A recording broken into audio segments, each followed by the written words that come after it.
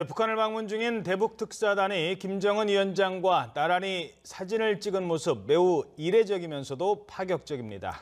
예상보다 빨리 김정은 위원장을 만나 면담과 만찬을 가졌는데요. 네. 청와대 관계자는 실망스럽지 않은 결과가 있었다라고 밝히기도 했습니다. 자, 과연 어떤 합의가 있었는지 지금부터 전문가들과 함께 얘기 나눠보겠습니다. 네, 양무진 북한대학원 대학교 교수, 차두현 아산정책연구원 개건연구위원 함께합니다.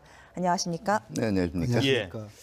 자, 일단 도착부터 얘기를 좀 나눠보도록 하죠. 네네. 도착하자마자 짐 풀고 네네. 3시간 만에 김정은 위원장을 만났습니다. 네, 예상하기 좀 힘들었던, 사실 많은 전문가들은 내일쯤 그렇죠. 나타나지 않을까 이렇게 했는데 이런 파격 행보 어떤 의미가 있다고 네, 봐요? 굉장히 파격적이라고 볼 수가 있겠죠. 왜냐하면은 개막식 때 김영남 상임위원장 일행 왔을 때 사실은 문재인 대통령과 면담을 가진 것도 그 다음 날이거든요. 예. 네. 네, 물론 일정이 조금 다르기는 하지만 도착 직후에 김정은이 직접 모습을 드러냈고 대표단을 환대하는 모습을 보여줬다라는 것은 북한 입장에서도 남북 대화에 대해서 이렇게 진정성을 가지고 있다. 그리고 이 남북관계 발전, 그리고 한반도 긴장 완화에 대한 의지를 어느 때보다도 강력하게 가지고 있다는 걸 상징적으로 보여주는 의미라고도 볼 수가 있고요. 또 통치 스타일 면에서도 주로 이제 은둔자의 성격이 강했던 선대 이 김정일에 비해서 상당히 이제 호탕하고 개방적인 모습을 보여주려고 한 제스처의 일환으로 볼 수가 있겠죠. 네, 이렇게 서둘러 우리 특사단을 만난 건 북한이 조금 마음이 급했다라는 분석도 나오고 있습니다. 마음이 급했다는 분석보다도 우리 이제 차 박사님이 잘 말씀했는데 그만큼 적극적이고 파격적이다. 네.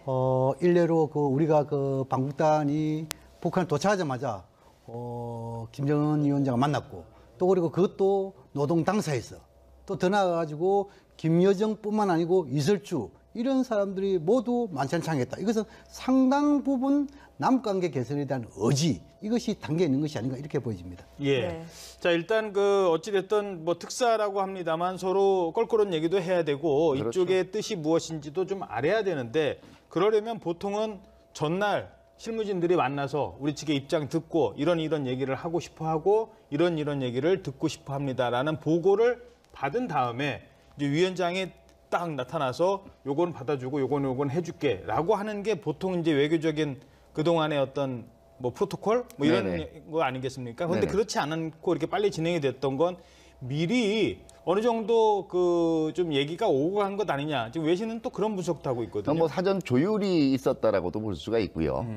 두 번째는 어떻게 보면은 기선제압용도 있어요. 예. 처음부터 나서서 이제 환대하고 굉장히 적극적인 모습을 보여주면 네. 아무래도 상대편에서 미안해서라도 아하. 껄끄러운 얘기는 조금 피하게 돼 있어요. 예. 그런 시도 일환으로 볼 수가 있고요. 아무래도 지금 이 고위급 회담 이후에 남북한 간의 접촉이라는 게 굉장히 급물살을 타서 사실은 고위급 접촉이라는 것도 고위급 회담 이외에 이 김여정 특사 방문이라든가 그 이후에 이 김영철 통전부장 방문 이렇게 한 2차례가 사전에 이루어졌거든요. 그렇기 때문에 웬만큼의 의제 조정은 그렇죠. 좀 돼 있기 때문에 미리 만나도 그렇게 크게 분위기 살벌할 만한 일은 없겠다라는 판단이 있었을 걸로 생각할 수가 있고요. 예. 또 하나가 이게 본격적으로 이거는 돼, 이거는 안 돼의 의제를 주고받는 현안 타결형이 아니에요. 그렇죠. 다음에 만날 약속을 답방형이란 말이에요. 예. 그렇기 때문에 여기서 굳이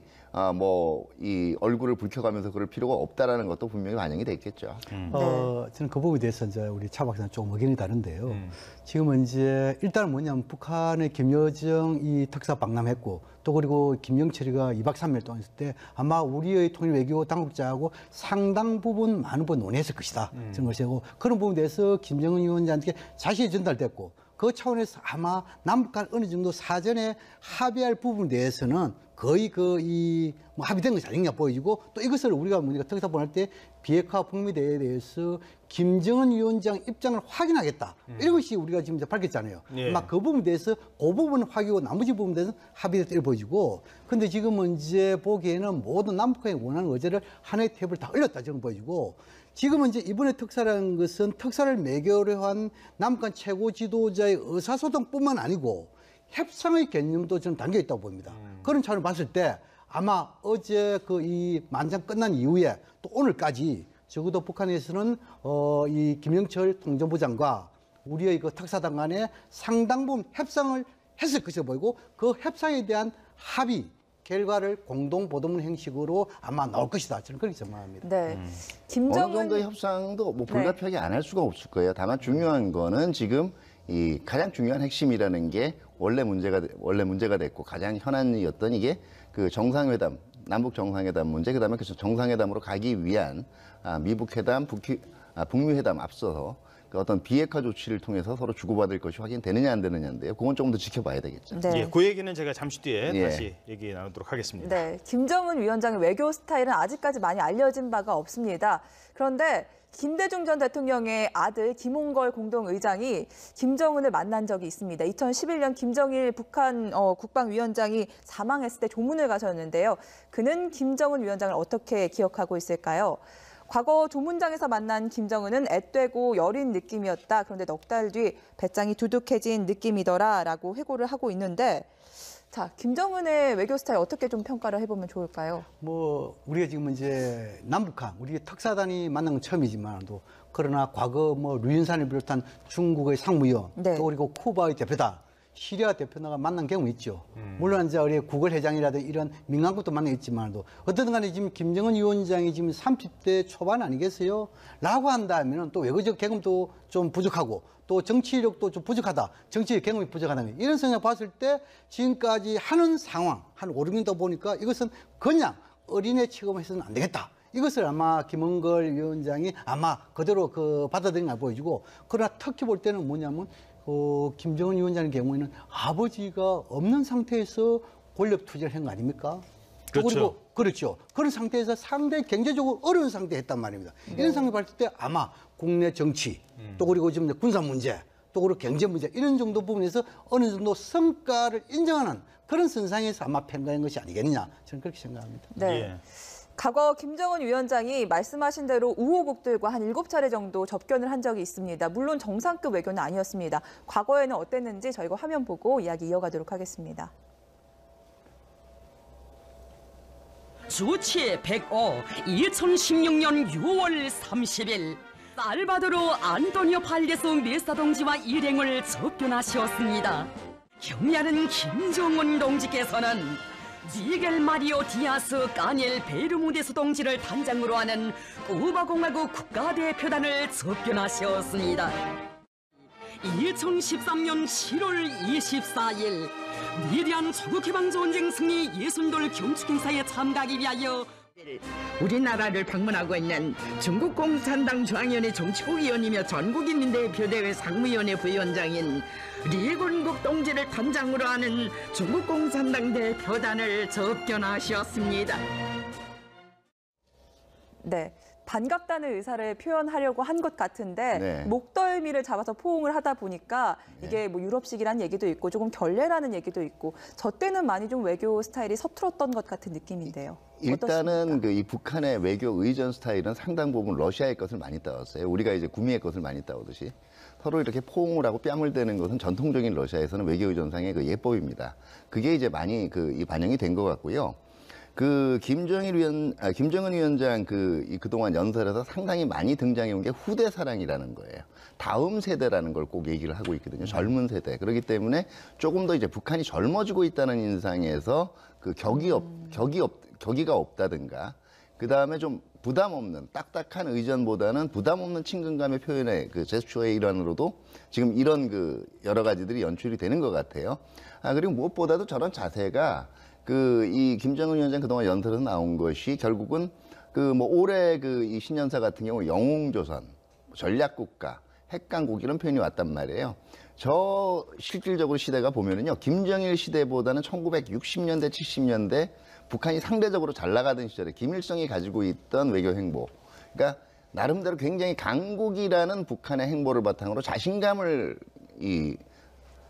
일종의 자기 최면일 수도 있겠지만 자신감을 가지고 상대국 정상들이나 고위 강요들을 상대를 하고 있거든요. 그게 그대로 지금 투영이 되고 있는 걸로 생각이 됩니다. 예. 자, 그럼 지금부터는 이 회담 결과, 어제 있었던 회담 결과에 대해서 하나하나 좀 짚어보도록 하겠습니다.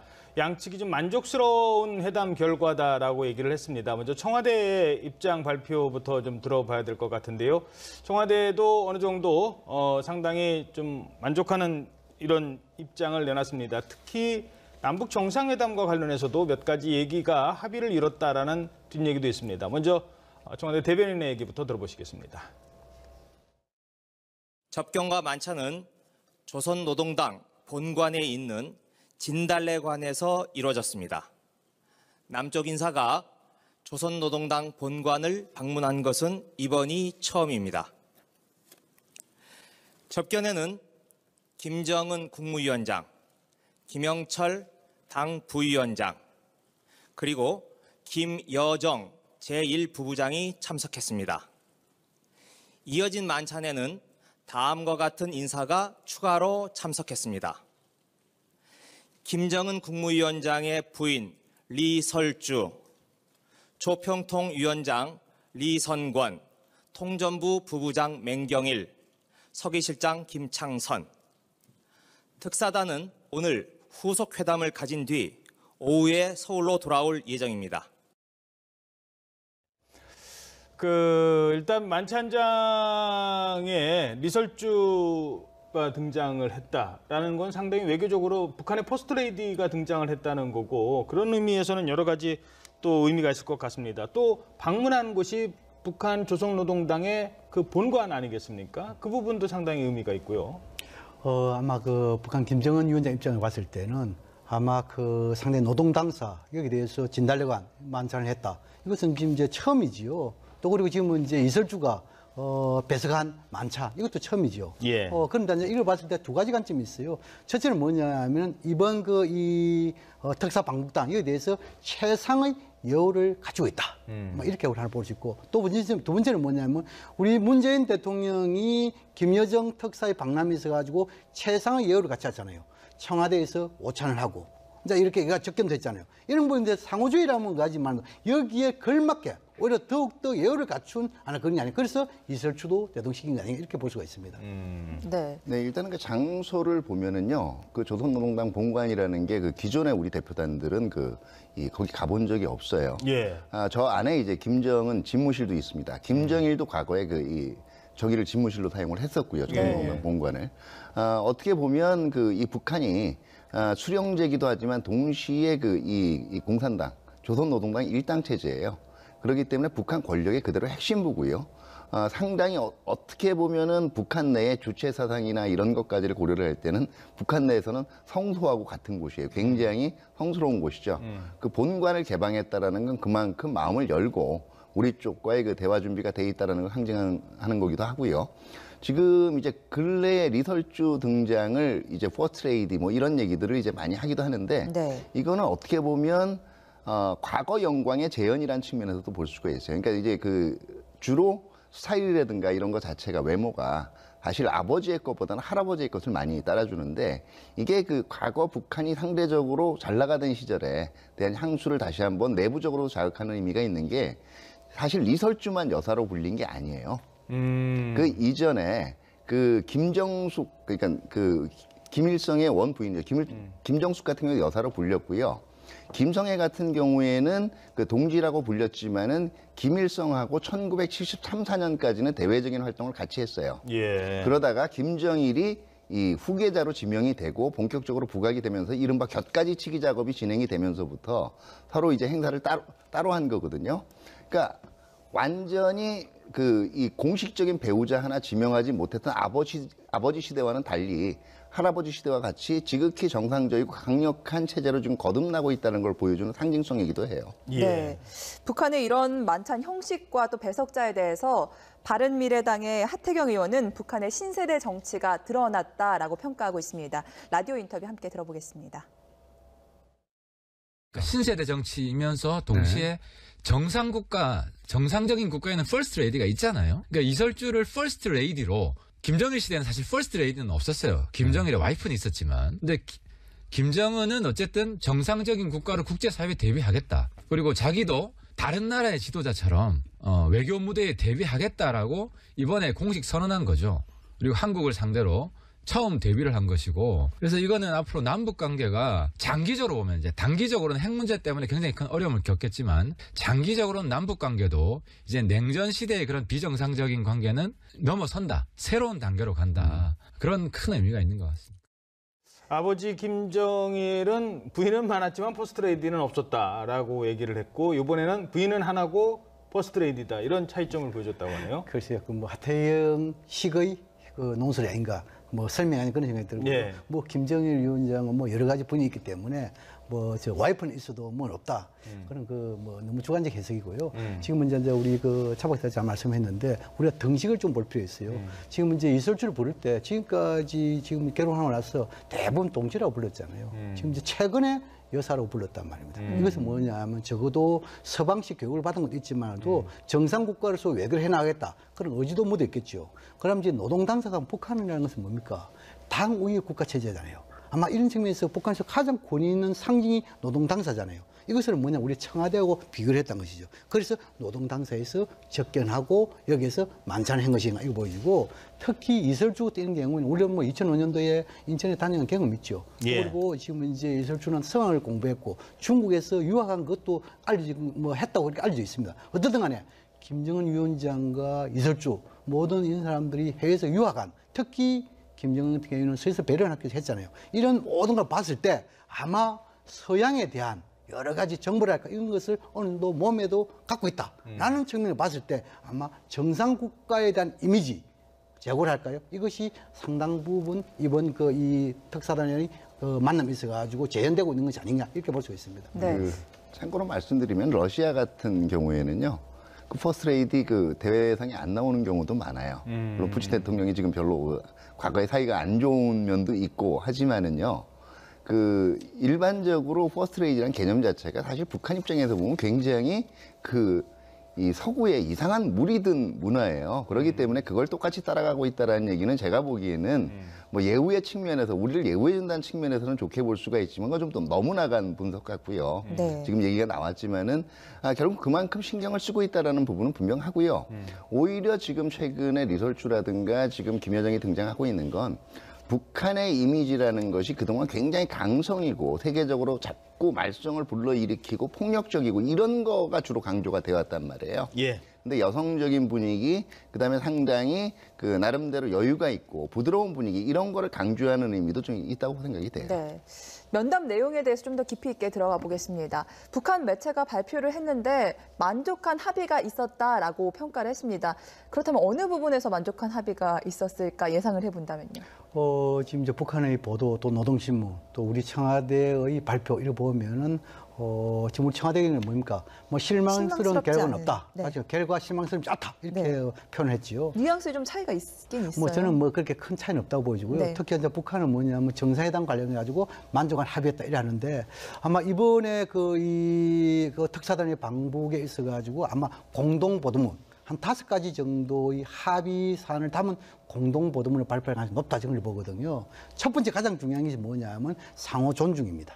상호 존중. 예를 들어 가지고 상호 존중의 자세해 가지고 한반도 문제를 남북 협력해서 풀겠다, 뭐 이런 상호 존중이 있고, 두 번째 부분은 아마 정상회담과 관련된 합의가 아니겠느냐, 이렇게 예측을 해볼 수 있죠. 예. 왜냐하면 네. 지금 이제 정상회담과 관련해 가지고 일단 김여정 특사가 여기 와서 요청이 제의를 했고, 왔었잖아요. 요청을 네. 했고, 또 지금 이제 김정은 위원장도 이 부분에 대해서 만족한 합의했다 이렇게 표현을 했잖아요. 그래서 공동보도문에 정상회담 부분에 들어가 있고, 구체화가 세 번째 부분에 대해서는 네. 아마 우리뿐만 아니고 미국 국제사회가 이번에서 가장 중시 여기는 것이 비핵화 부분 아니겠어요. 그래서 이 부분에 대해서는 아마 한반도, 북한은 조선반도를 표현하겠죠. 한반도의 군사적 긴장 완화와 평화 안정을 위해서 제반 조치를 취하도록 했다. 이 정도 세 번째 항목이 나올 것 같아요. 그럼 이런 제반 조치에 관련해 가지고 비핵화 문제가 들어갈 거고, 그다음 이제 군사 당국 회담. 마지막 세 번째로는 아마 이 군사적 긴장을 고조시킨 행위로서 뭐 북한 입장에서는 한미 군사훈련이 있겠죠. 이런 부분이 세 번째 항목에 들어갈 거였고, 마지막 네 번째에 있어서는 다양한 분야의 교류 협력 분야가 들어갈 것 같아요. 여기에서는 우리가 지금 이제 가장 또 중요시하는 것 중에 하나가 이상가족 상봉 아니겠어요? 이래도 있고 마지막 다섯 번째는 이런 합의 사항을 이행하기 위하여 조만간 고위급 당국 회담을 개최한다. 네. 이 정도가 아마 이번에 공동보도에 들어간다는 측면을 봤을 때 이렇게 예상했을 때 상당히 실망스러운 결과는 없다. 만족스러운 합의했다. 이 정도 표현해도 되지 않을까 생각됩니다. 그러니까 정상회담을 열기로 이제 양측이 의견을 모았다라는 정도는 포함이 될 수 있다. 네, 그거는 충분히 예상할 수 있는 부분이고 왜냐하면 그게 이제 아마 공동 발표문 내에는 여러 가지의 성격이 섞여 들어갈 거예요. 첫 번째는 합의를 봤다라는 부분들이 있고요. 예. 두 번째는 이제 우리의 메시지가 전달해서 의견을 교환했다라는 논의나 협의를 했다라는 부분들이 있을 거고요. 그다음에 세 번째는 앞으로 그러니까 조금 더 이제 의견이 얘기해 보기로 했다라는 부분들도 들어갈 건데 지금 노동신문에 나타난 바는 이제 이 순회상봉이라고 얘기하죠. 그게 정상회담입니다. 우리 용어로는. 순회상봉에 대해서는 어떤 특정한 일정이라든가 이런 것들 자체도 이번에 합의가 됐을 가능성이 있고요. 그 이전에 아마 우리 측이 요구해온 이상가족 상봉과 같은 조치들 자체가 아마 또 동시에 같이 북한에서 전향적인 자세를 보였을 가능성도 있어요. 다만 지금 노동신문에서 미북 대화 또는 북미 대화라든가 아니면 비핵화 문제를 직접적으로 언급하지를 않았거든요. 그러니까 이제 이게 한반도의 긴장 완화나 이제 만화를 위한 재반 조치로 얘기가 될 텐데 확장적으로 해석하면 우리는 비핵화가 될 수가 있어요. 예. 근데 북한의 입장에서 기본적으로 얘기할 때는 북한이 기존적으로 얘기하던 핵 군축 회담이나 이런 거에 비해서도 비핵화 얘기를 하지 않고도 그 조치라고 해석을 나중에 할 수 있는 부분들도 있거든요. 예. 그러니까 지금 어떻게 보면 서로 아주 첨예한 분야에 대해서 크게 이 이견이 드러나지 않는 쪽으로 합의를 분명히 볼 수는 있어요. 협의를 했고 의견을 교환할 수는 있는데 나중에는 이 부분을 가지고 실질적으로 이제 특사단이 또 미국을 또 방문하지 않습니까? 네. 여기에 대해서 협력을 구할 때 거기에 대한 평가가 어떨지는 조금 더 봐야 될 것 같아요. 이제 그 부분이거든요. 그러니까 우리가 남북 정상회담을 하자는데 북측이 제의를 했고 우리가 그거를 거절할 이유도 없고 우리는 환영합니다. 그런데 그걸 하기 전에 풀어야 될 숙제가 있죠. 북한과 미국이 대화를 적어도 대화의 시도라도 하는 상황에서 해야지 그렇지 않은 상태에서 덜컥 남북 정상들이 만나서 뭘 하겠습니까? 지금 이 상황에서 지금 미국과 북한의 어떤 이런 상황 아니겠습니까? 그래서 이 북한이 그러니까 분명히 우리 측은 가서 미국이랑 좀 대화를 좀 하시죠. 제가 쉽게 말씀드리면 하시죠 하면 북한이 거기에 대해서 무언가 얘기가 있었을 거란 말이죠. 그러니까 그 부분을 좀 해석을 해주시죠. 아마 북한은 잘 알고 있을 겁니다. 또 우리 정부가 이런 합의 사항의 비핵화 부분, 북미 대화 이것이 안 들어가면은 이 합의에 대해서 상당 부분 문제가 있다는 걸 잘 알고 있기 때문에 그래서 제가 세 번째 항목 중에서 한반도의 군사적 긴장 완화 또 그리고 평안정 여기에 대해서 재반 조치를 취하기로 했다. 이 속에 비핵화와 나름대로 지금 군사당국 회담 또 그리고 지금 이제 우리가 이야기하고 있는 여러 가지 한미 군사훈련 이런 게 들어갔지 않겠습니까? 여기서 우리가 좀 차근차근 쪼개서 볼 필요가 있어요. 예. 한참을 모든 걸 다 한다면은 얼마나 쪼겠습니까? 그래서 세 단계를 논의할 필요가 있어요. 비핵화와 북미 대화 부분에 대해 가지고 이번 특사단 방문에서는 비핵화에 대해서 이렇게 선대 유언이다. 예. 그리고 비핵화에 대한 진정성을 보여주기 위해서 무슨 모라토리움이라든지 요거 하나 정도 할 수 있겠죠. 이것만도 큰 성과 아니겠어요? 그렇죠. 잠시 유예한다라는 네. 얘기가 그렇죠. 나오죠. 그다음 이거를 가지고 이제 두 번째 단계는 뭐냐면 북미 간의 대화를 해야 되겠죠. 북미 간 대화할 때는 이거보다 좀 더 나아간 그렇죠. 조치와 표현이 있겠지요. 그럼 세 번째가 뭐냐면 마지막으로 뭐냐면 남북 정상회담에 여기 대해서는 뭡니까? 한반도의 비핵화와 평화체제 구조에서 보다 구체적으로 이러한 단계적으로 해가지고 북한이 어느 정도 선먹지 않겠느냐. 저는 이번에는 아마 핵심적으로 비핵화 부분에 대해서 선대 유언이든 어쨌든 간에 미국의 대북적대 정책이 폐기된다면은 비핵화를 언제든 할 수 있다. 조건부 대화라든지 아마 이 정도까지는 아마 이번에 특사단의 방법을 통해서 합의하지 않을까. 저는 그렇게 생각합니다. 그러니까 미국과 우리도 대화할 용의가 있고, 근데 미국은 비핵화가 돼야 우리는 북한과 얘기를 한다고 하는데 그러면 무언가 북한의 다른 입장을 보여준다면 말씀하신 것처럼 당분간 그럼 우리 미사일 안 쏠게, 당분간 우리 핵실험은 안 할게, 대화가 진행된다면 그 정도는 그렇죠. 그것이 이제 뭐냐면 애둘러 표현하자면은 김정은 위원장 입장에서 이 한반도의 비핵화와 북미 관계 정상화 이건 수교지요. 예. 이것은 선대의 유언이다. 그리고 지금은 이제 북미 간에 있어가지고 미국의 대북 적대 정책이 전환 폐기된다면 언제든지 비핵화를 할 수 있다.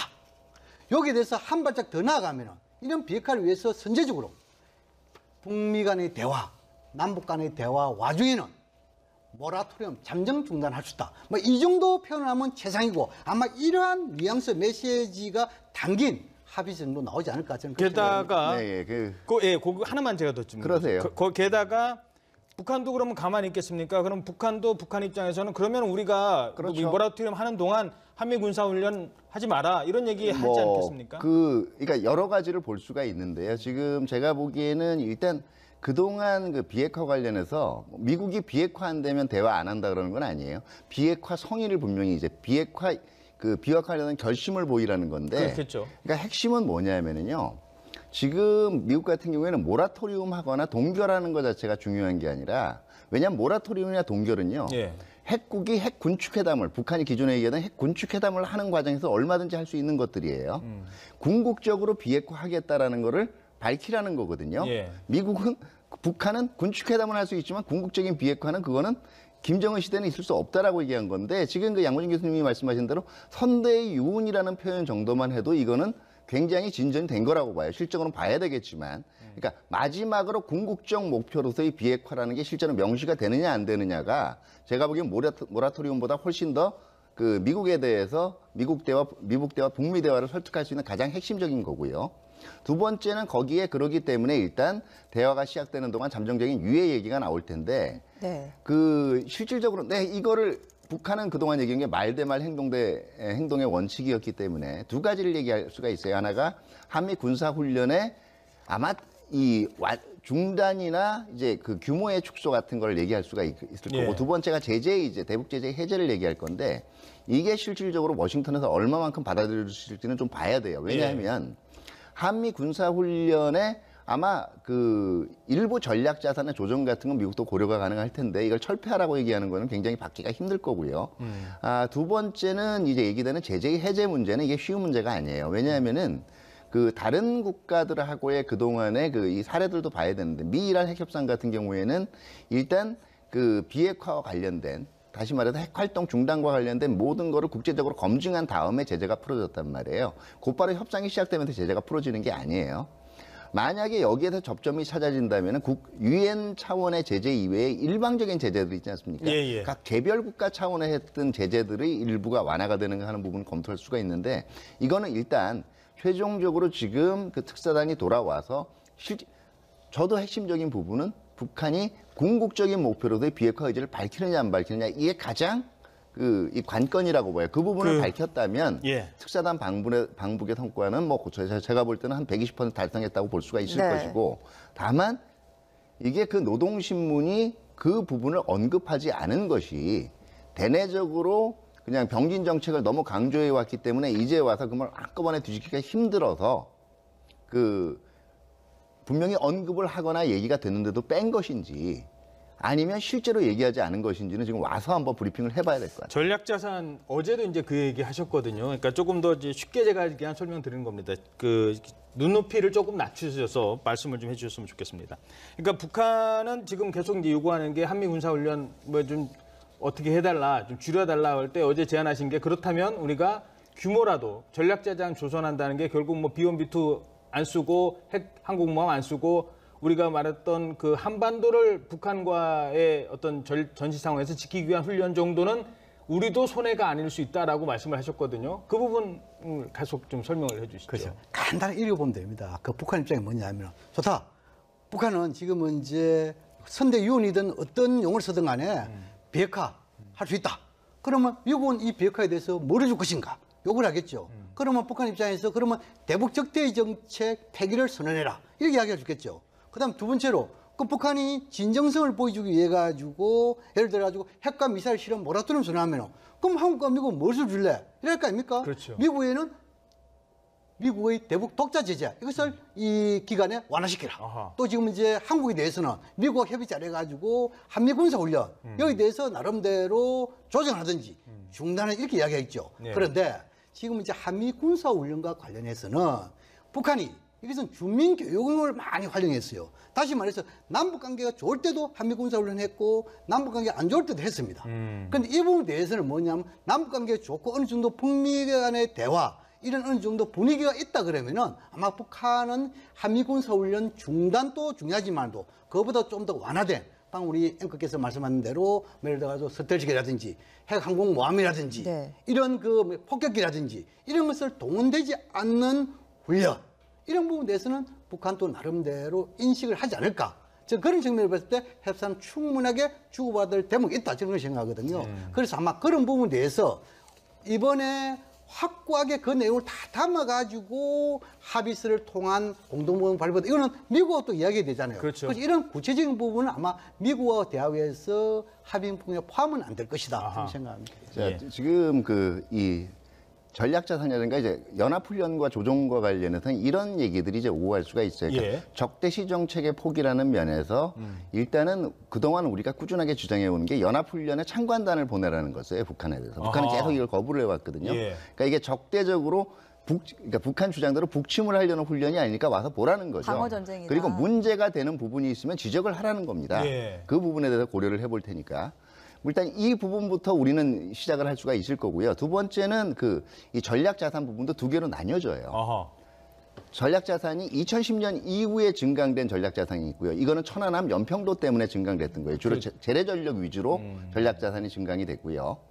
2016년에 4차 핵실험을 이제 한 이후에 지금 말씀하신 자산들이 증가가 그렇죠. 된 거예요. 예. 가령 얘기하면 B1 또는 이제 이 B1 랜서라든가 그다음에 가끔 등장하는 핵항공모함이 이제 거의 이 주기적으로 오고 가는 문제들 그다음에 이 핵잠수함 이런 것들이 이제 포함이 되게 되거든요. 그렇기 그렇죠. 때문에 그 전략자산의 전개 제한에 있어서도 2010년을 기점으로 하느냐, 2016년을 기점으로 하느냐에 따라 또 한 번 협상의 여지가 있게 되는 거고요.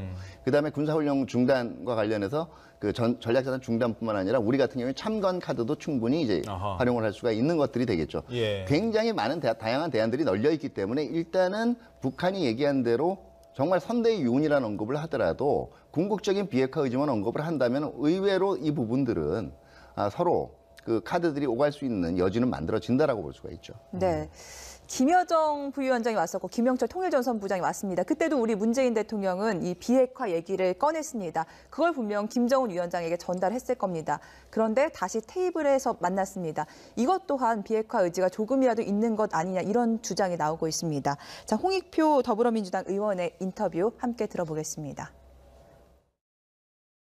북한이 향후 남북대화나 동일대화에 있어서 의제 제한이 없다라고 얘기하면 이것은 사실상 외교적으로는 그 비핵화 대화를 수용한 겁니다. 의제에 변함이 없다라고 얘기를 하면? 제한이 없다는. 제한이 없다. 의제에 네. 제한이 없다. 제한 주지 않겠습니다라고 네. 얘기하는 것만으로도 이건 비핵화 수용으로 봐야 된다. 그렇습니다. 왜냐하면 그러니까 비핵화에 대한 논의를 할 수 있다라는 거죠. 예. 기존의 입장은 북한은 비핵화 논의할 수 없다고 절대 안 된다였는데. 예. 그러나 의제에 제한이 없다라고 하는 것은 잘 알고 있죠. 한국과 미국이 어떤 의제에 관심이 있는지 알고 있지 않습니까? 근데 제 의제에 제한을 두지 않는다는 것은 우리가 비핵화 대화를 제안을 하거나 논의를 하려고 하는 것에 대해서 사실상 수용하는 거죠.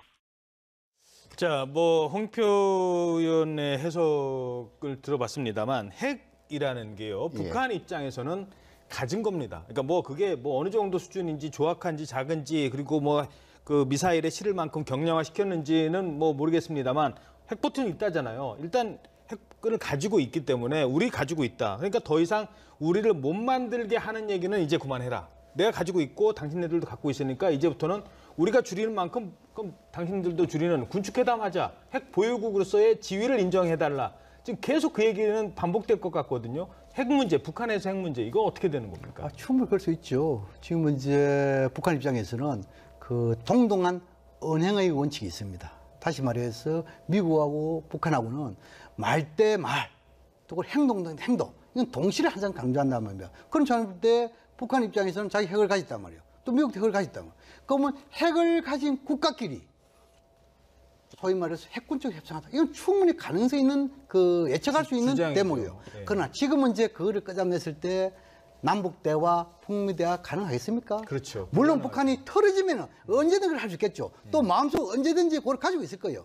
그러나 지금의 상황에서는 아마 북한이 남북 이 대화 또 남북 관계 통일을 통해 가지고 북미 간에 접촉하겠다는 그런 전략적인 의도 목표 단계이기 때문에 아마 이번에는 그런 것을 직접적인 표현보다도 방금 제가 이야기한 대로 이 비핵화 이런 데서는 선대 유언이다. 또 그리고 이에 대한 진정성을 보이기 위해 가지고 우리가 초보 단계지만도 아마 핵과 미사일 모라토리움부터 선언할 수 있다. 이 정도 나오지. 이걸 가지고 끝까지 우리 핵을 가졌다 이렇게 해가지고 미국 하자면 누가 그 옹연하겠어요. 그래서 이것은 시기와 때 분위기가 있기 때문에 지금은 그 문제는 들고 나오지는 않을 것이다. 저는 그렇게 생각합니다. 자, 지금 제가 볼 때는 지금 평가는 좀 너무 이제 늘려서 본 거예요. 어떤 거냐면은요. 그 비핵화란 용어가 쓰는 게 틀려요. 북한이 지금까지 거부해온 비핵화는 자기네들의 핵무장을 해제하는 거를 얘기하지 말라는 얘기예요. 그러니까 북한이 얘기하는 비핵화는 뭐냐면요. 한반도 비핵화예요. 전체. 미군도 핵 가지고 있으니까 그거 하면서 핵 군축해담하라는 비핵화고 미국이 요구하는 비핵화 의지라는 건 북한이 가진 지금 개발하고 있는 핵을 이 해체하라는 거거든요. 그렇기 때문에 뭐 의제 제한을 두지 않는다 그래서 북한이 이제 실질적으로 그 북한 비핵화와 관련된 대화를 지금 할 준비가 돼 있다라고 보는 건 제가 볼 때 너무 나간 분석이고요. 어떻게 보면 상황을 너무 긍정적으로 보는 건데 제가 보기에는 어쨌든 긍정적인 해석이든 뭐든 여지를 열어놓고 지금 작년 말까지만 해도 이 대화 자체가 불가능한 분위기였단 말이에요. 양측이 여지를 열어놓고 어쨌든 대화를 할 분위기가 됐다라고 얘기할 경우에는 이 모멘텀이 그대로 이어져야 된다는 건 분명하고요.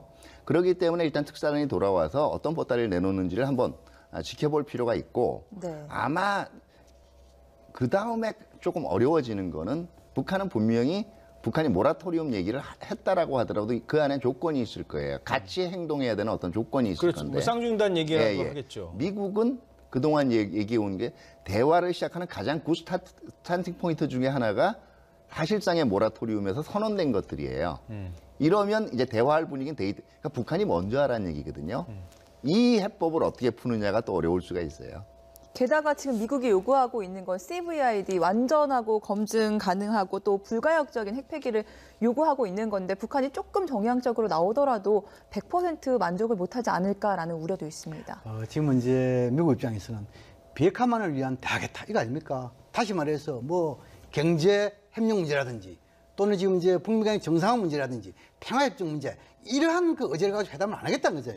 물론 이것을 좋은 척으로 본다면 그만 지금 북한의 비핵화가 시급하다. 이에 대해서 미국의 의지가 완전히 담겨있다 이렇게 볼 수 있지만 그러나 협상에는 그런 식의 협상에서는 대화가 풀리지 않습니다. 그런 지금 봤을 때 아마 미국 입장에서도 밖으로는 CVID를 이해하고 있지만도 또 실질적으로는 대화를 통한 문제 해결에 대해서 어느 정도 북미 간은 공감돼 있고 그 속에서 북한이 두 가지 조건. 다시 말해가지고 북한이 공식적으로 비핵화에 대한 선언이랄까요? 이것을 하나 하고 두 번째는 그 선언에 대한 진정성을 보여주기 위해서 선제적인 조치. 지금까지 우리가 계속 이야기한 대로 핵과 미사일에 대한 모라토리움 이 정도만 하더라도 북미 간에 대화를 할 수 있다. 이것이 미국이 마음속으로는 가지고 있다. 저는 그렇게 생각합니다. 저는 거의 조금 생각이 달라요. 왜냐하면은 지금 트럼프 행정부가 연두 국정연설에서 재산 강조했던 게 뭐냐면 결국 지난 10여 년간 그 앞에 있는 미국 행정부들이 북한을 굉장히 잘못 다뤘다라는 거예요. 그렇기 때문에 상황이 여기까지 왔다라는 거거든요. 그러니까 지금 얘기하는 북한이 모라토리움을 지금 하고 선언하는 상황에서 미국이 대화로 들어가는 부분은 오바마 행정부 때 이미 시도가 됐던 것들이에요. 2012년에. 그러니까 아마 트럼프 같은 경우에는 국내 정치적으로도 내가 오바마보다 조금 더 북한 비핵화를 만드는 잘했어라는 어떤 상징적인 조치가 필요하거든요. 그게 뭐냐고 할 경우는 아마 이게 검증일 거예요. 실제로 모라토리움을 하고 있는지 안 하고 있는지에 대한 개발 행위를 중단하고 있는지에 대한 검증인데 만약에 이 부분까지도 북한이 일부 시설에 대한 검증까지를 허용할 준비가 돼 있다면 제가 볼 때는 미국 대화는 굉장히 트럼프는 자기가 원하는 걸 얻었기 때문에 급물살을 탈 수가 있고요. 예. 모라토리움에서 대화로 끌고 갈 때는 실제로 아마 그러기 때문에 우리도 얘기한 미국도 대화 문턱을 좀 낮출 필요가 있다는 그 대화 문턱을 낮추기가 그렇게 현재로는 쉽지는 않은 게 사실은 현실이에요. 자, 북한에게 있어서 핵이라는 게 뭐 당장 지금 뭐 폐기해라고 말 듣겠습니까? 그건 북한 입장에서도 어려운 거고 아까 지적한 것처럼 이거는 할아버지의 유언이다라는 말만 들어도 상당히 중요하다고 했는데 그 부분에서 같이 이제 얘기를 하신 분이 있습니다. 정동영 의원의 얘기가 있었죠? 네, 민주평화당 정동영 의원의 라디오 인터뷰 함께 들어보겠습니다. 같은 얘기를 이제 한 번, 두 번, 세 번 똑같이 또 물어보니까 이제 이건 우리 아버지 유언이다. 김일성 주석의 유훈이라고 말했는데 저는 그때 속으로 무릎을 쳤지요. 아, 됐다.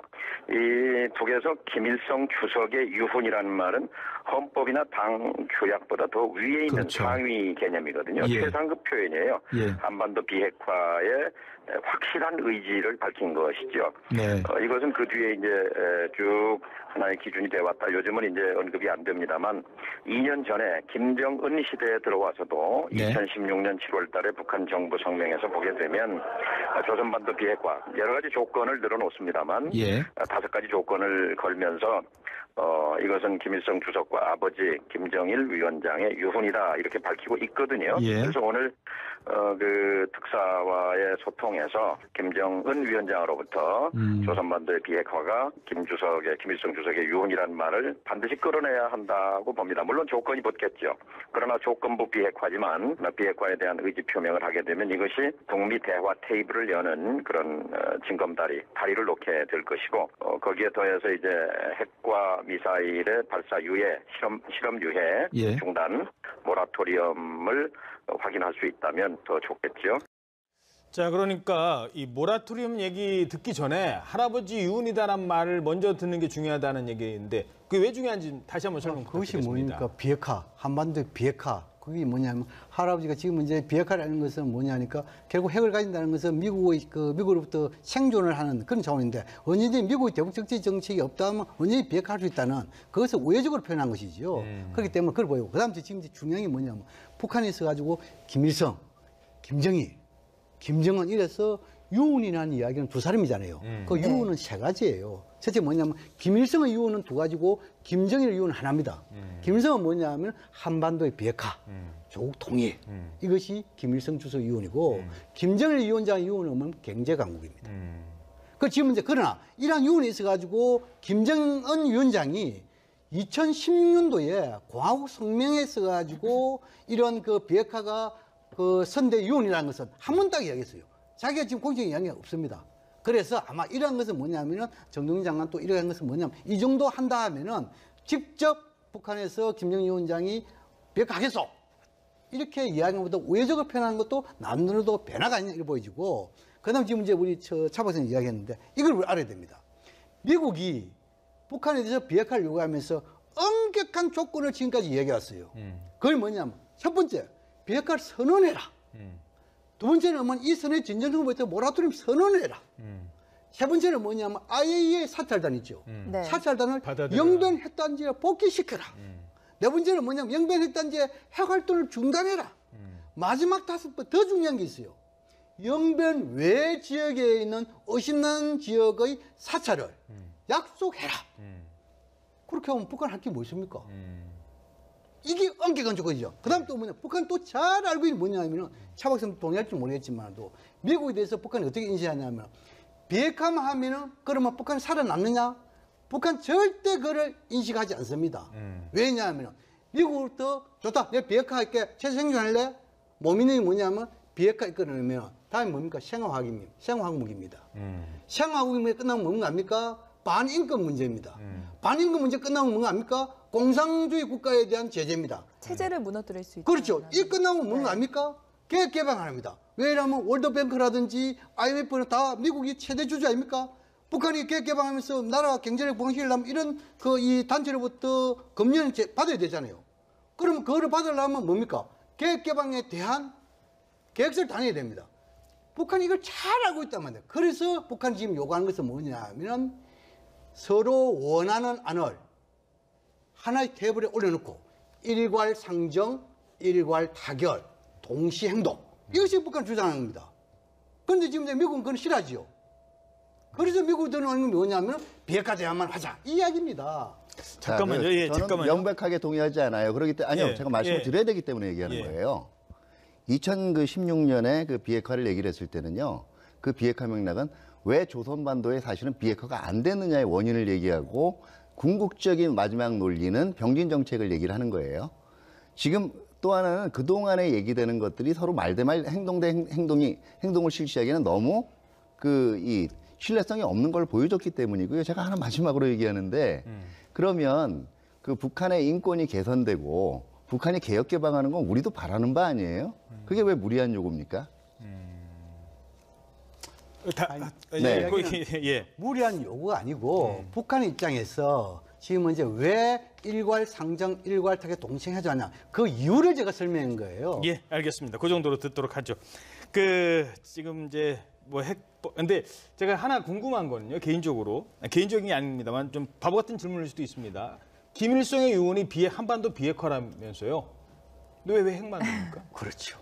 그 유언을 어긴 것이 북한이죠. 아니 근데 처음에 김일성이 한반도의 비핵화라는 얘기를 할 땐 북한에 핵이 없었고 그리고 이제 우리 남측의 주한미군이 핵을 이제 그때는 이제 전술 핵 정도를 가지고 있었던 시절이었기 때문에 한반도 비핵화를 요구하다가 지금은 그러면 한반도 비핵화를 안 하는 건 북한이지 않습니까? 그렇죠. 뭐냐면은 남북한 91년도에 한반도 비핵화 선언을 했죠. 예. 또 그리고 94년도에 김일성 주석이 죽었죠. 예. 그런데 한자 북한은 핵에 대해서 보이지 않게 개발을 했고 지금 이제 핵 보유 국가의 기술적인 지위를 가지고 있다 이렇게 볼 수 있겠죠. 그런데 이 북한에서 김정일 시대 때 비핵화를 얘기할 때 우리도 비핵화를 하고 싶다. 이게 선대 김일성 주석의 유언이다. 그런데 지금 이제 미국이 계속 적대적 정책을 하는데 어떻게 우리 비핵화할 수 있느냐? 비핵화를 하려면 미국이 거기에 대한 분위기, 환경 조성을 해라. 이 이야기입니다. 알겠습니다. 그 정도로 듣도록 하겠습니다. 자, 지금까지 양무진 북한대학원 대학교 교수 그리고 차두현 아산정책연구원 개관연구원이었습니다. 네, 두 분 오늘 말씀 감사합니다. 네, 감사합니다.